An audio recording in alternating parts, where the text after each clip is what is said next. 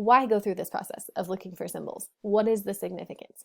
Well, it leads to greater understanding and depth of thinking, which then informs your writing. If you just think, oh, well, whatever, the book's about a bunch of firemen who actually start fires instead of put them out, and then in the end, the guy like jumps in a river, and then he meets these like old professors, and then like boom, the city is destroyed, and then they keep walking. Not that interesting. But at a symbolic level, this is what you can do with it. It informs thesis statements. And again, thesis statements are just simply informed arguments about the topic. And so I came up with 4 thesis statements that you could take from these symbolic elements. So if I didn't go through this process of symbolism, my thesis might be like, oh, well, Fahrenheit 451 is about a guy named Guy who makes the decision to change his life. Pretty standard, basic, blah. Or Fahrenheit 451 is about censorship being bad and that books shouldn't be banned.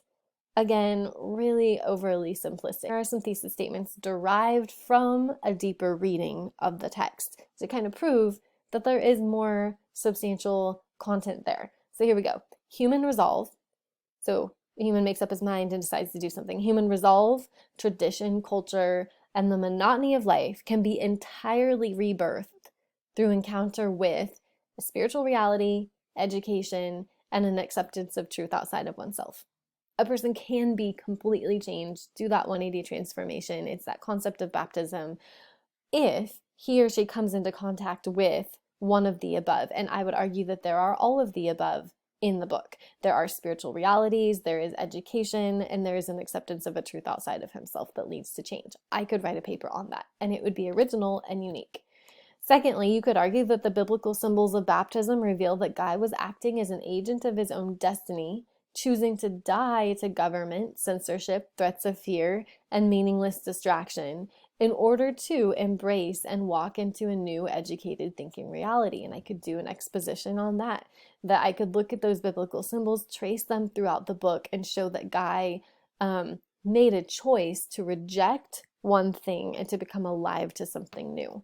The third, the world sin, like the totalitarian society of Fahrenheit 451, impresses restricting power that God's truth and the Holy Spirit set free through a choice to believe and be baptized. We do not have to live under that totalitarian control that sin and the world place upon us. We can literally, like Guy, break free of that. And this can be a book about spiritual awakening and spiritual revelation if you want to Christianize it. Or, fourth, many humans avoid the fire of purification required to find authenticity, and they maintain a cool, mediocre existence safely tucked into the status quo. And so, unlike Guy, they put down the torch when it's placed into their hands. Remember, the torch was placed in his hand, and he had the opportunity to burn up his whole house, everything that symbolized his mediocre life beforehand, and he does.